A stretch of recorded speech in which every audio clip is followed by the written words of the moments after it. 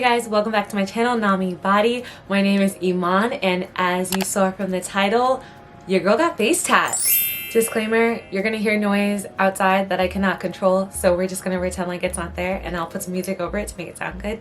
But let's get into it. So okay, I didn't get face tats. I got my eyebrows microbladed. I love them. I was toying with shooting this video when I got the first initial appointment done, or after the second one. This is after the second one, but I'm kind of just wanna like give you guys a rundown of how it went, why I got it done, all of the things, the healing process and stuff, because it's a weird thing. Like, I feel like you hear about people getting eyebrows microbladed and you see like all the advertisements for it, but nobody really talks about it too much. So yeah, I hope this is informative if you're interested in getting it done. I definitely think it's worth it, but let's just get to it. So the why. I never really had a lot of eyebrows. I've been penciling my eyebrows with the MAC brow pencil in Spiked since I was in 8th grade. And you know, as a trainer and as a dancer, I'm constantly, you know, working out and sweating and stuff and putting on eyebrows, at least because I feel like if you have on a brow, you can go with no makeup and you're like good to go. So I've just been toying with this idea for the past maybe 3 years or so, but it typically is so expensive, and a lot of places in the city, I live in New York, I'm just not willing to spend $1,000 on the eyebrows. So this is what I did. I found a woman, her company is called Babe with a Blade, which I'll pop up.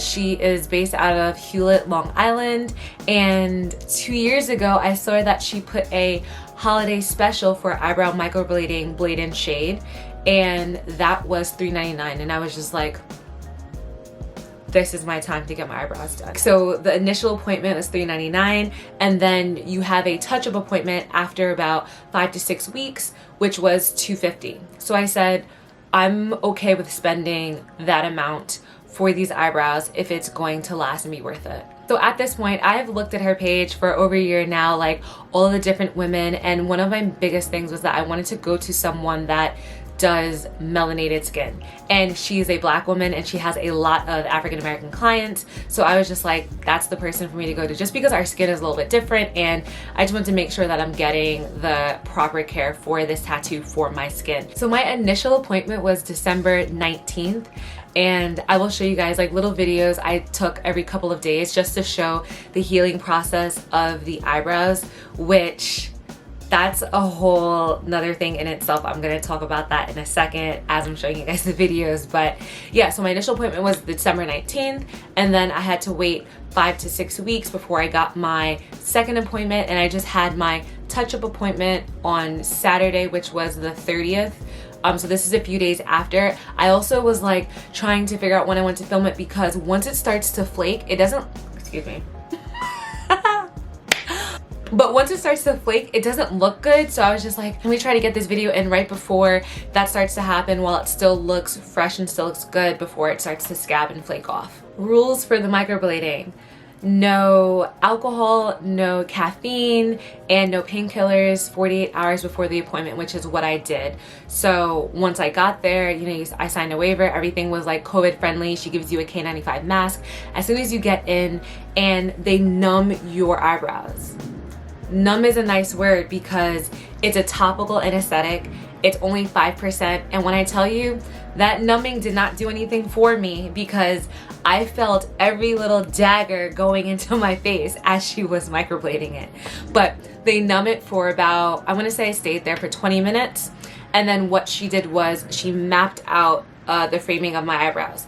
That's what took the longest. The actual microblading of the eyebrows did not take that long, but it took her about 45 minutes to map out the shape and the arch of my eyebrows, which I love, because before, I'm gonna come, my eyebrows they grow down here, but what she did was she kind of just lifted it and gave me a little bit more of an arch, which I appreciate, because this is something that I always kind of tried to do but didn't know how. So the fact that she was able to give me a shape that I think lifts my face and lifts my brow bone a lot, I love. So after the numbing and the mapping is when she took the daggers to my face. People say that like it doesn't hurt that much. It felt like little zippers were ripping into my skin, if that makes sense. Ripping is dramatic, but it wasn't pleasant. I mean, if you're a woman and you get Brazilian waxes, that's not pleasant. When people say like, yeah, it doesn't hurt, they're lying to you because it does hurt. But that's kind of how it felt. Now, in terms of how long it took to do the microblading, I want to say maybe a minute, and then what she does is she numbs it and then goes back over what she needs to fill in. So that was that whole process. They looked great after the initial appointment. Like, I was so happy with the shape. They were thinner than these, which again, once you come in for the second appointment is when they fill it in, but I loved it. The healing process. So for 2 weeks, you cannot wet your eyebrows, you cannot wash them, you cannot put makeup on top of them, you cannot sleep on your side, you want to sleep on your back so that none of the pigment gets ruined. You cannot sweat for 2 weeks. That is very difficult for a person who's a personal trainer and who teaches class all the time. So what I initially did was I filmed workouts before I got the eyebrows done so that for 2 weeks at least I knew that I didn't have to sweat. I didn't work out for 2 weeks. I mean, like, I went for like walks outside in the cold because I was like, I need to move, but I can't actually sweat. Babe with the Blade, they gave me a little kit, and in that kit it had, and I'll pop it up, there's a sheet that just shows the stages of what's gonna happen to your eyebrows within the next 2 weeks, just so you're not freaking out. And then she gave 2 little containers. One had a antibacterial, it's probably like dial soap, and the second one was coconut oil. After 1 week, I was able to wash my eyebrows with the dial soap every day, twice a day, so morning and night you put the coconut oil on. Now I think, so you see this little container, it's broken now, but I just added some more coconut oil that I had into it because I got the second appointment done. Do not scratch your eyebrows. Don't scratch them. Don't do it. Healing process, they do get itchy, they do flake, they do look a little crazy, and the bonus of being in quarantine is that I didn't have to leave the house. So like, yeah, I'm on Zoom, but Zoom is so funky anyway that nobody's really looking at the eyebrows that closely. So you'll see my process of the eyebrows. So I should have made this clear before. I got blade and shade. Because my eyebrows are thin, they're sparse, I did the microblading and the microshading. So this is the first appointment right after I got out of the chair, how they looked. When I tell you they were tight, they hurt, but looked so good. Day after, a little bit on the red side, so it's still kind of tender to touch, but you can just see that the shape is really pretty. It's still there, a little bit red.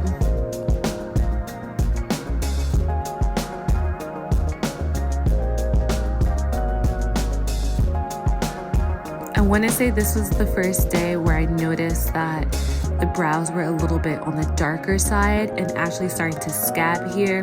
And then by day 5, you can for real see, especially towards the end, the scabbing starting to happen, but they are darker. They're still full, not flaking off just yet. And then by day 7, now the flakes are starting to happen. And mind you, I am using the coconut oil every day, morning and night.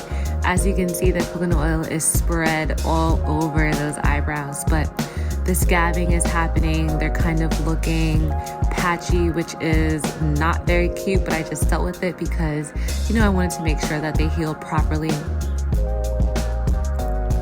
I did use Neosporin around this time above and under my eyebrows, and that was recommended not to after the fact because the esthetician said that that is what lightened the pigment, but my skin was very irritated and I wasn't sure what to do, but do not use Neosporin.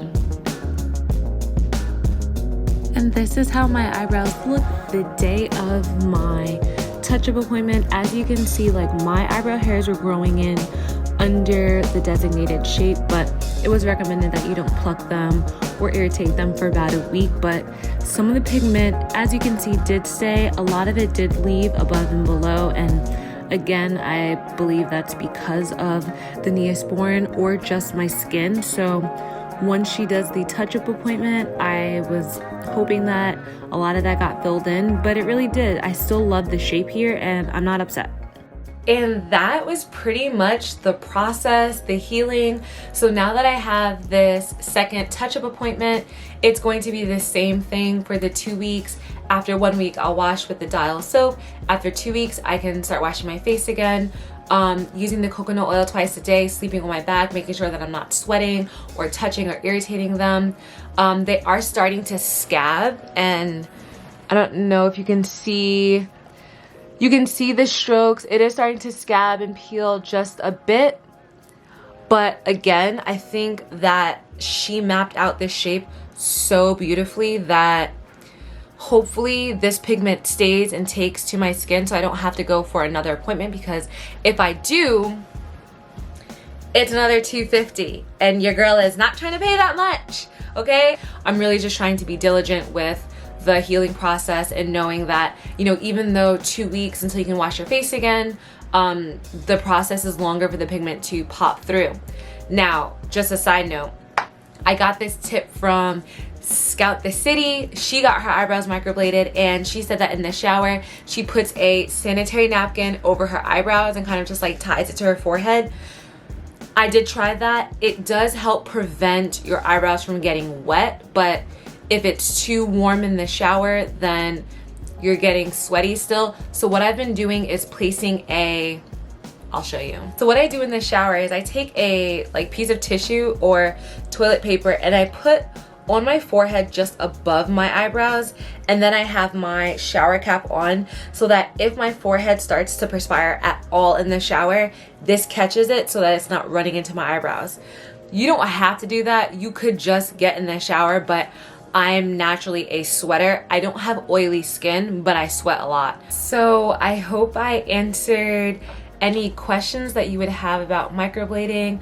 Of course, if I didn't, please hit me up in the comments below. I'd love to give you any insight that I have just from my process of doing it. But y'all, it's worth it. If you find someone that does really great work and cares about their clients, and do your research first, because like I said, I looked up different companies in Philly, in New York, in Miami. I've looked at so many different places before I made the decision to go to this woman that works on Long Island. But yeah, it's definitely worth it if you want just a little lift and don't want to do your eyebrows every day. And that's really what it comes down to. I just don't want to do them every day. I don't want to constantly buy pencil. So yes, I'm spending the money to have this done, but think about how many eyebrow pencils you go through in a month and then just tally that up for a year. It's a lot. It's a lot of eyebrow gel. It's a lot of all the things. So for me, it was definitely worth it. Again, I hope I gave you some insight that you didn't have, and I will see you all next time.